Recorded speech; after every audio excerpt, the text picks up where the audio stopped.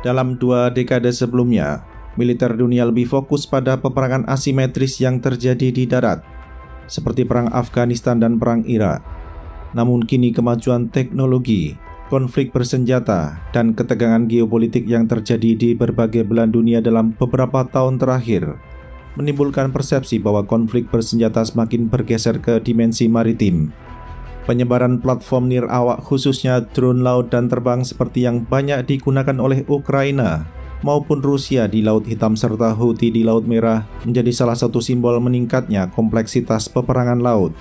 Kelompok Houthi di Yaman juga menjadi contoh bagaimana aktor non-negara dapat memiliki aset militer yang cukup secara kuantitas maupun kualitas untuk menantang angkatan laut negara-negara besar dan mengganggu jalur pelayaran global dalam waktu yang cukup panjang.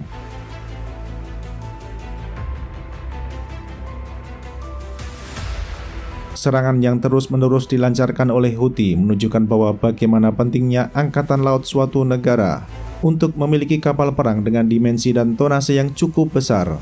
Platform seperti ini memungkinkan sebuah angkatan laut untuk tidak hanya bisa berpatroli dalam waktu lama, namun juga membawa daya gempur atau firepower yang cukup.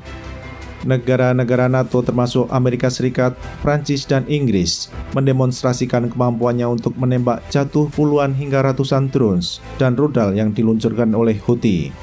Namun tidak banyak angkatan laut di dunia yang memiliki kemampuan seperti angkatan laut beberapa negara NATO tersebut.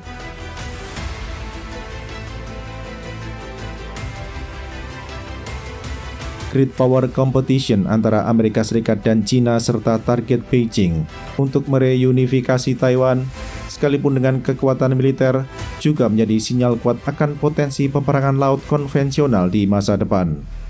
Perlu diingat bahwa dalam hal jumlah kapal perang permukaan dan kapal selam, sejak beberapa tahun terakhir, People's Liberation Army Navy atau PLAN sudah menjadi angkatan laut terbesar di dunia. Hal demikian antara lain terjadi salah satunya berkat kecepatan industri galangan kapal Cina yang bahkan tidak bisa diikuti oleh Amerika Serikat sekalipun. Kapasitas galangan Cina 232 kali lebih besar daripada Amerika Serikat, yaitu 23.250.000 ton, sedangkan kapasitas galangan Amerika Serikat adalah kurang dari 100.000 ton.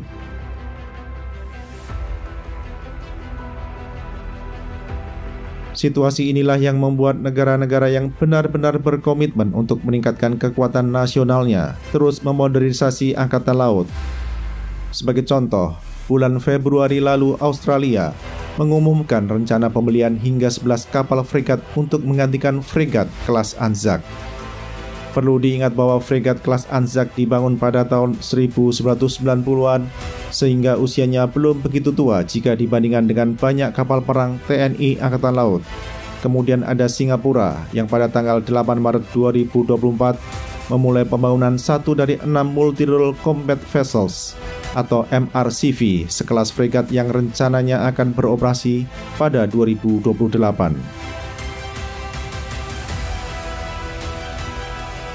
Selanjutnya Belanda yang pada 15 Maret 2024 secara resmi memilih galangan asal Prancis Naval Group untuk memodernisasi armada kapal selamnya dengan memproduksi 4 kapal selam diesel elektrik kelas Black Sword Barracuda. Kapal selam ini akan menggantikan kapal selam kelas Walrus yang telah berdinas sejak awal 1990-an.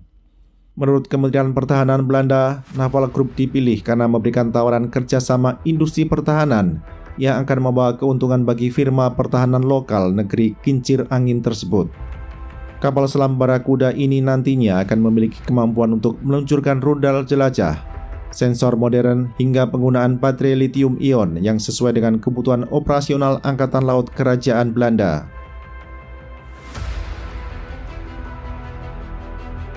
Kerjasama Belanda dan Prancis ini mendapat banyak perhatian di Indonesia, karena Paris juga memberikan tawaran yang serupa dalam platform Scorpion Evolve pada Kementerian Pertahanan dan TNI AL.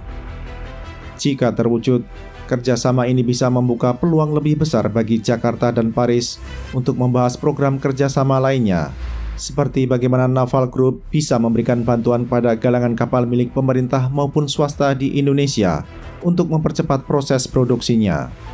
Memilih platform buatan Prancis juga menjadi pilihan yang tepat dalam hal standarisasi dan komunalitas karena TNI sudah banyak menggunakan alutsista buatan Prancis, termasuk rudal Exocet yang bisa ditembakkan oleh Scorpion dan Rafale. Sejak akhir Februari 2024, Kementerian Pertahanan dan Naval Group telah memulai negosiasi akuisisi kapal selam kelas Scorpion, di mana negosiasi tersebut juga melibatkan industri khususnya PT PAL Indonesia yang akan membangun kapal selam ini di Surabaya. Pelibatan industri domestik dalam negosiasi kontrak Scorpion menunjukkan komitmen pemerintah Indonesia dalam mendorong penguasaan teknologi kapal selam secara bertahap. Namun semua perusahaan pertahanan domestik yang akan terlibat dalam program ini harus dapat memenuhi standar-standar produksi yang ditetapkan oleh Naval Group. Sedangkan bagi Naval Group, berkolaborasi dengan industri pertahanan domestik negara lain merupakan praktek bisnis yang sudah berjalan lama, seperti dalam program kapal selam Scorpion di India dan Brazil. Kemitraan dengan industri lokal juga memberikan keuntungan bagi galangan kapal asal Prancis itu.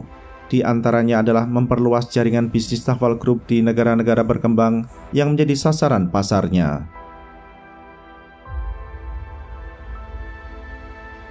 Program pengadaan kapal selam senilai 2,1 miliar US dollar merupakan bagian dari upaya pemerintah Indonesia untuk terus meningkatkan kemampuan peperangan permukaan dan bawah permukaan TNI Angkatan Laut. Selain akuisisi kapal selam, kegiatan pembelian kapal permukaan, pesawat intai maritim hingga pemasangan sensor maritim di selat-selat strategis juga merupakan bagian dari upaya tersebut. Akan tetapi, tidak semua program pengadaan berjalan lancar, bahkan untuk yang sudah disetujui oleh Kementerian Keuangan.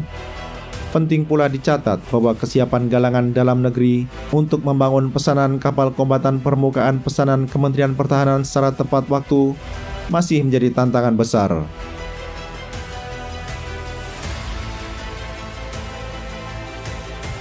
Selain meningkatkan kekuatan TNI, pemerintah harus lebih memperhatikan aspek commonality dan integrasi antar sistem yang digunakan setiap matra. Standarisasi platform, sistem, dan subsistem sangatlah penting untuk memastikan adanya integrasi yang lancar. Hal ini tidak hanya akan meningkatkan kemampuan operasional TNI, tetapi juga menghemat dan menyederhanakan pelatihan serta pemeliharaan.